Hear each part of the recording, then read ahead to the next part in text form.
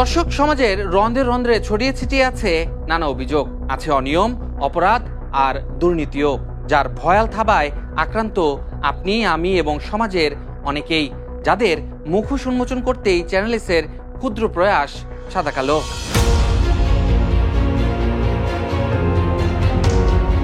আপনারা যে চ্যানেল থেকে আসেন সেখানে অথরিটির আপনাদের অনুমোদন আছে কিনা এখানে আসার? প্লিজ প্লিজ আমি ফিরোজ ভাই, প্লিজ আপনি আমার ছোট ভাই।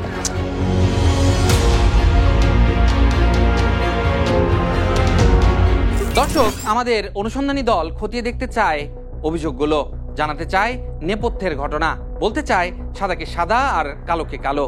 আর এই পুরো অনুষ্ঠান জুড়ে আমি থাকছি আপনাদের সহযাত্রী হয়ে মুস্তাফিজ সুমন।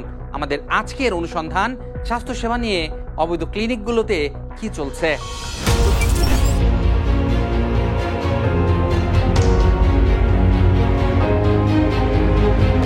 উত্তরার আজমপুর রেলগেট এলাকা, যেখানে নিম্ন ও মধ্যবিত্ত লাখো পরিবারের বসবাস। সর্বসাধারণের চিকিৎসা সেবা দিতে এখানে গড়ে উঠেছে অসংখ্য বেসরকারি হাসপাতাল, ক্লিনিক ও ডায়াগনস্টিক সেন্টার।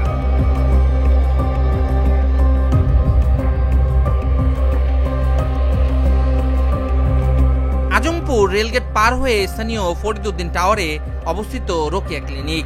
বাইরে সাঁটানো সাইনবোর্ডে রয়েছে প্রতিষ্ঠানটির রেজিস্ট্রেশন নাম্বারও। প্রতিষ্ঠানটির চিকিৎসা ব্যবস্থা সম্পর্কে জানতে টিম সাদা কালোর অনুসন্ধানী দল লিফট যোগে ভবনটির তৃতীয় তলায় উঠতেই ক্যামেরা দেখে এদিক ওদিক ছুটি করতে থাকে প্রতিষ্ঠান সংশ্লিষ্টরা। পরক্ষণেই রুমের দরজায় তালা ঝুলিয়ে সটকে পড়েন অনেকে। ডাক্তার বসে সকাল 9টা থেকে আপনার দুপুর 3টা পর্যন্ত, আবার 3টা থেকে রাত 10টা পর্যন্ত, আবার 10টার পরে আরেকজন আসে নাইটে। হ্যাঁ, আমি আপনার ক্যামেরার সামনে কথা বলবো না, আপনি কথা বলি। কিছুক্ষণের মধ্যে বিষয়টি পানির মতো পরিষ্কার হয়ে গেল সাদা কালো টিমের কাছে। হাসপাতালটির ছোট এই ফ্লোরেই চলছে ডেলিভারি সহ সব ধরনের চিকিৎসা, করানো হয় সব ধরনের টেস্ট, আছে ফার্মেসি, তবে নেই ফার্মাসিস্ট। পিয়ন দিয়েই চলছে ল্যাব, নেই কোনো ল্যাব টেকনিশিয়ান। 15,000 টাকার মতো লাগছে। 15,000? হ্যাঁ। এটা কি মানে কন্টাক্ট করে নিছে নাকি সব কন্টাক্ট করে নিয়েছিলাম? রোকেয়া ক্লিনিকে আমার স্ত্রী ভর্তি করছিলাম, আমি সিজারের রুগী। সে ওই নারী বুড়ি কাইটে ফেলাইছে, পরে আমি সেখানে ট্রিটমেন্ট পাই না ভালো। পরে আমার রুগী বাঁচানোর জন্য আমি ঢাকা মেডিকেলে নিয়ে গেছিলাম, আমার ভুল ট্রিটমেন্ট করছে। পরে কোথায় নিয়েছিলেন পরবর্তীতে? পরে নিয়ে গেছিলাম ঢাকা। আচ্ছা, ঢাকা থেকে কি বলেছে? ঢাকাতে বলছে যে আমরা এটাই পারবো না, আপনারা যে নাকি করছেন ওইখানে যান। ওরা আমার টাকা নিয়েছে 20,000। আচ্ছা, রোকেয়া ক্লিনিকে আপনার সাথে কি হয়েছিল?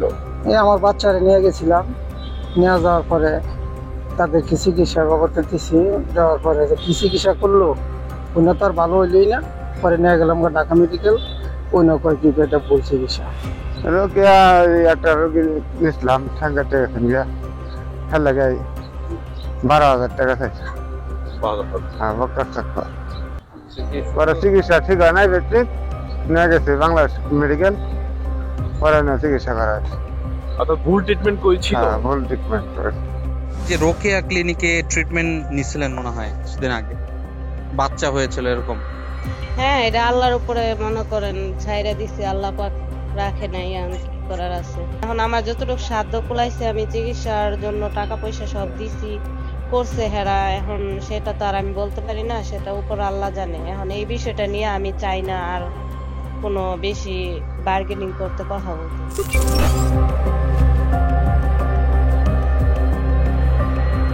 ক্লিনিকটির মালিককে খুঁজতে এগিয়ে এলেন একজন, নাম মুজিবুর রহমান।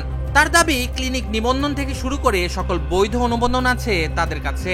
তবে কথা বলার এক পর্যায়ে জানালেন এখনো কাগজপত্র হাতে এসে পৌঁছায়নি। হ্যাঁ, আমাদের কাগজপত্র সব ঠিক আছে।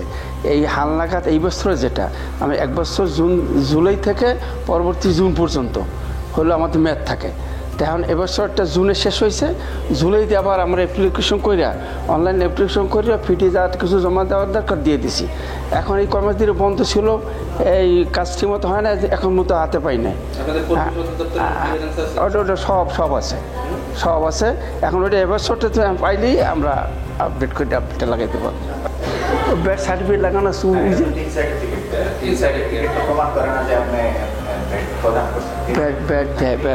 আছে, মালিক বলতে পারে, মালিক আছে মাসুদ রেজা। জানা গেল ক্লিনিকটির মালিক মাসুদ রেজা নামের এক ব্যক্তি। অভিযোগের বিষয়ে জানার চেষ্টা করেও পাওয়া গেল না তাকে।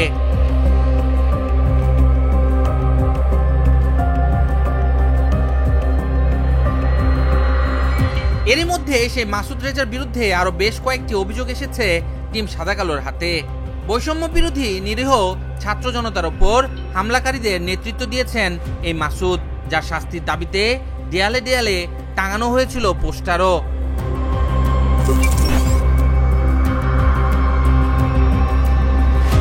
দর্শক, এত অভিযোগের পরও কি করে মাসুদ তার ক্লিনিক ব্যবসা চালিয়ে যাচ্ছেন জানতে চাই, জানাতে চাই আপনাদেরও। তবে তার আগে দেখাতে চাই আপনাদের উত্তর এলাকায় ক্লিনিকগুলোতে আসলে কি চলছে।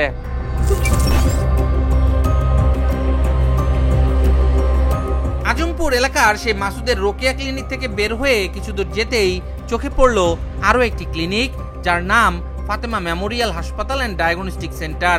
দেয়ালের রং ও বাইরের অবস্থা দেখে বোঝা যায় ক্লিনিকটি বেশ পুরনো। টিম সাদা কালোর অনুসন্ধানী দল খতিয়ে দেখতে চায় এই ক্লিনিকটির চিকিৎসা ব্যবস্থার হালচিত্র।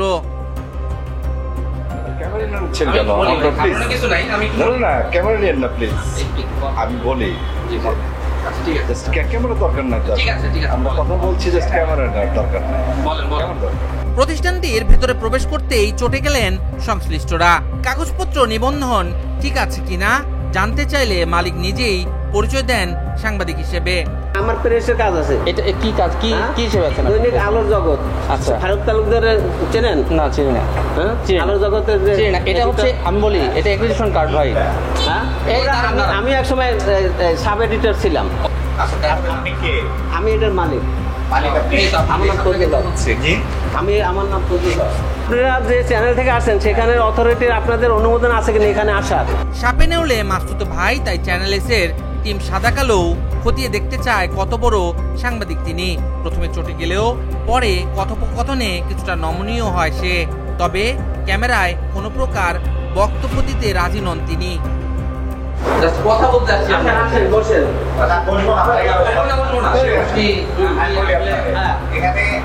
এবার বললেন তার ম্যানেজার সাহেবই টিম সাদা কালোর প্রশ্নের জবাব দিবেন।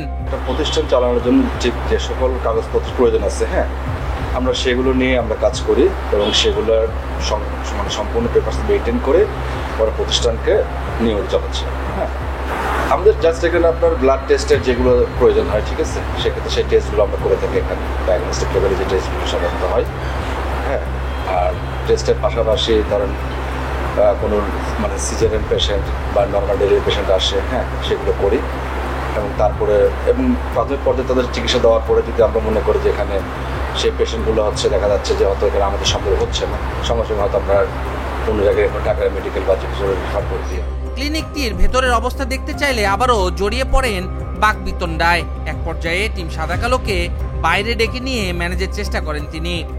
না না, আপনি পরে আবার ওই ওদের মতো ভাববেন। আপনি এটা রাখেন, আপনি আইয়েন। আপনি যে কোনো মনে করেন, আপনি আজকে তো ভিজিটিং কার্ড দিতে পারি নাই, একদিন এসে দিব না। ঠিক আছে, আর এটা নিলে আমি খুশি হইতাম। খুশি হই না, খুশি হইতাম, খুশি হইতাম, রাগ করে কথা। এই যে ঘুম ভাঙ করা আইয়া বসেন এরকম করে, তো এই জন্য মনে করেন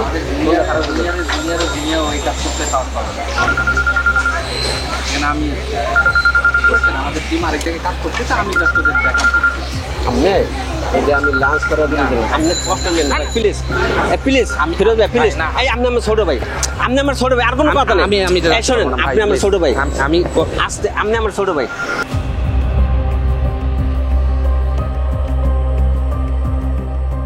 দর্শক, আপনাদের নিশ্চয়ই মনে আছে বিরতিতে যাবার আগে আমরা বলেছিলাম এই ক্লিনিক ব্যবসায়ী মাসুদের আদ্যপান্ত তুলে ধরবো আপনাদের কাছে। চলুন দেখা যাক কে এই মাসুদ।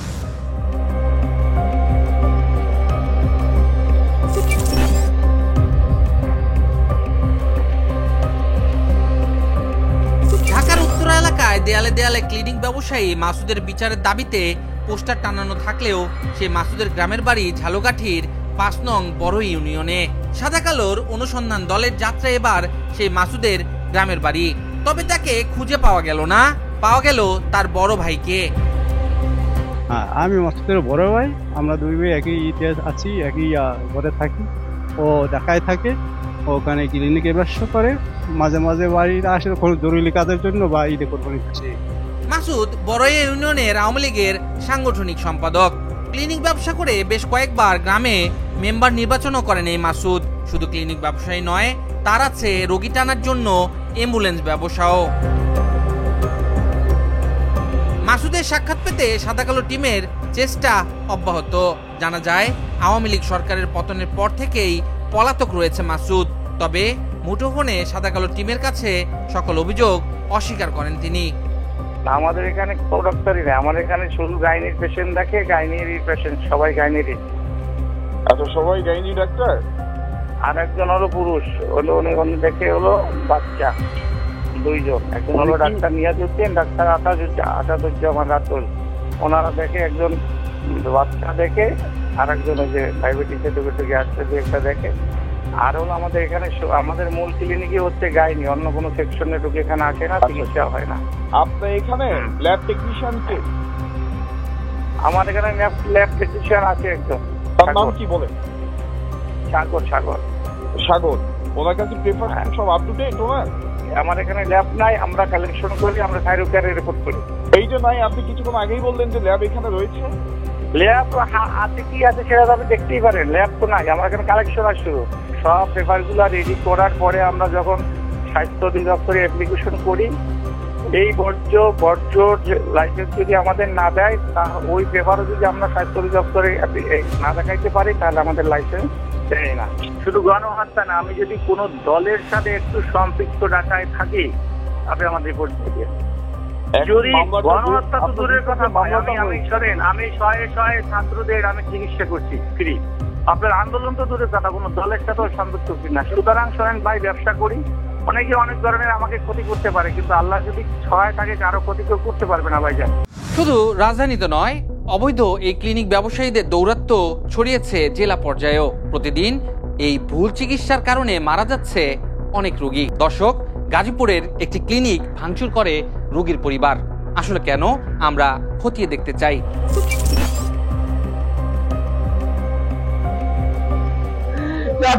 মারা গেল, তারা দুটা সিস্টারে উল্টা পাল্টা সুই দিয়ে মেরে লেগেছে। 13 নভেম্বর 2024 গাজীপুর মহানগরে অবস্থিত হোলি ল্যাব হাসপাতালে চিকিৎসার জন্য যান ভোগরা এলাকার আমির হামজার স্ত্রী আসিয়া খাতুন। গলা ব্যথা নিয়ে চিকিৎসকের কাছে গেলে জানা যায় তার টনসিলে ইনফেকশন হয়েছে, এজন্য তার অপারেশন জরুরি। আমার সব জায়গায় তারা কেরানা করলো, কেরানা করার সময় আমার স্ত্রী আমার সাথে কথা বলতেছে, কি একটা পুশ করার সাথে আমার স্ত্রীর মুখটা থানা বাড়িতে স্ত্রীর সাথে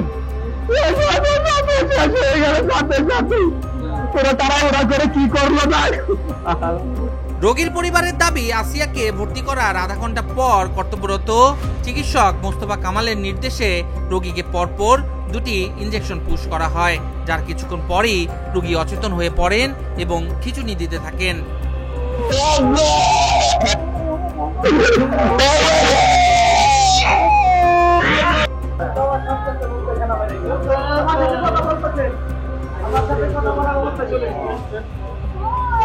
এরপর চিকিৎসক আসিয়াকে মৃত ঘোষণা করেন। এদিকে আসিয়ার মৃত্যুর খবরে পরিবারের লোকজনের আহাজারিতে ছুটে আসেন আশপাশের লোকজন। পরে হাসপাতাল ছেড়ে পালিয়ে যান চিকিৎসক সহ প্রতিষ্ঠান সংশ্লিষ্টরা। কেউ নাই হাসপাতাল, লিমন নাই, মামুন নাই, কেউ নাই। আমরা তো চিনেন সব, এটা তো পরিচয় না। তবে এখন এই হাসপাতালে কেউ নাই, আমরা কেউ নাই। এই ঘটনায় উত্তেজিত জনতা ও মৃতের স্বজনেরা হাসপাতালটি ভাঙচুর করে। এ সময় পুলিশ ঘটনাস্থলে এসে পরিস্থিতি স্বাভাবিক করার পাশাপাশি মৃতের লাশ ময়নাতদন্তের জন্য শহীদ তাজউদ্দিন আহমেদ হাসপাতালের মর্গে পাঠায়। পরে গাজীপুর মেট্রোপলিটন থানার ওসি জানান, ভুক্তভোগীরা অভিযোগ করলে হাসপাতালটির বিরুদ্ধে আইনানুগ ব্যবস্থা নেওয়া হবে। অবশ্যই ফৌজদারি যে কোনো অপরাধের ক্ষেত্রে আইনগত ব্যবস্থা নেওয়া হবে, যে কোনো ফৌজদারি আমরা অভিযোগ পাই আমরা এমন অভিযোগ রয়েছে জেলাটির বিভিন্ন হাসপাতালের বিরুদ্ধে। নামে বেনামে এখানে চলছে অবৈধ ক্লিনিকের রমরমা ব্যবসা। অলরেডি আমরা 1500 টাকা দিছি, তারা টাকা ছাড়া আমার বোনকে সেবা করবে না। ডক্টররা বলতেছে যে আরো টাকা দেন, টাকা ছাড়া আমরা সেবা দিব না। গাজীপুরের বিভিন্ন এলাকায় অবৈধভাবে ডায়াগনস্টিক সেন্টার ও ক্লিনিক খুলে ব্যবসা করছেন অসাধু ব্যবসায়ীরা। টিম সাদা কালোর অনুসন্ধানে দেখা যায় সিভিল সার্জন কর্তৃক কোনো ধরনের ছাড়পত্র বা লাইসেন্স না নিয়েই চালাচ্ছেন এই অসাধু ব্যবসা। রেজিস্ট্রেশন, ট্রেড লাইসেন্স, তারপর তার ড্রাগ লাইসেন্স, তার পরিবেশের সার্টিফিকেট, আর এখন তো হাইকোর্টের নির্দেশনা আছে পরিবেশ ছাড়া লাইসেন্সই দেওয়া যাবে না। প্লাস তার হয়তো তার বিল্ডিংটা তার অবকাঠামো অনুযায়ী হয়েছে কিনা এগুলো ব্যাপার স্যাপারও আছে। যতগুলো নির্দিষ্ট করা আছে আসলে সবার জন্যই লাগে, কিন্তু দেখা যাচ্ছে তারা তাদের ইচ্ছা মতো মনে হলো তারা একটা রুমের মধ্যেই করে ফেলে। নাই নির্দিষ্ট জনবল, নাই লাইসেন্স, নাই কোনো কিছু, কিন্তু এই ভুয়াভাবে তারা কাজ শুরু করে দেয়। যেহেতু আমরাও আসলে সবসময় তাদের কাছে পৌঁছাতে পারি না, কারণ এত বড় এরিয়া, এত জনবলও আমাদের নাই, এত ক্ষমতাও আমাদের নাই। আমরা প্রায়শই নেই, সবসময় যেটা নিয়ে পড়ে থাকা যায় না, কিন্তু প্রায়শই নেওয়া হয় কি তাদের কাছে কেউ সাইন নেই যে আপনি অমুক তারিখ থেকে এটা চালাতে পারবেন না, যেহেতু আপনার কাগজ নাই, আপনি সব ঠিকঠাক করেন। এইভাবে আমরা সবাইকে সময়ে সময়ে তাদের কাছে চিঠি পৌঁছায় দিই এবং সেই চিঠির কপি আমরা প্রশাসনকে দিয়ে দিই, পুলিশ প্রশাসনে দিয়ে দিই, আমাদের অধিদপ্তরে পাঠিয়ে দিই।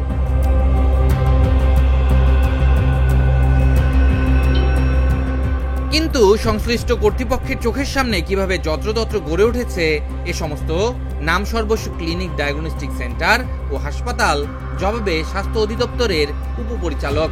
যখন কোনো অভিযোগ পাই, যখন কোনো ক্লিনিক, যেটা আপনি বললেন যে ব্যাঙের ছাতার মতো গড়ে উঠছে লাইসেন্স ছাড়া বা নিয়ম নীতির বাইরে, সেজন্য অভিযোগ পাইলে প্রথমে সিভিল সার্জনকে আমরা একটা চিঠি করি, তাকে অনুসন্ধানপূর্বক আমাদের রিপোর্ট দেওয়ার জন্য।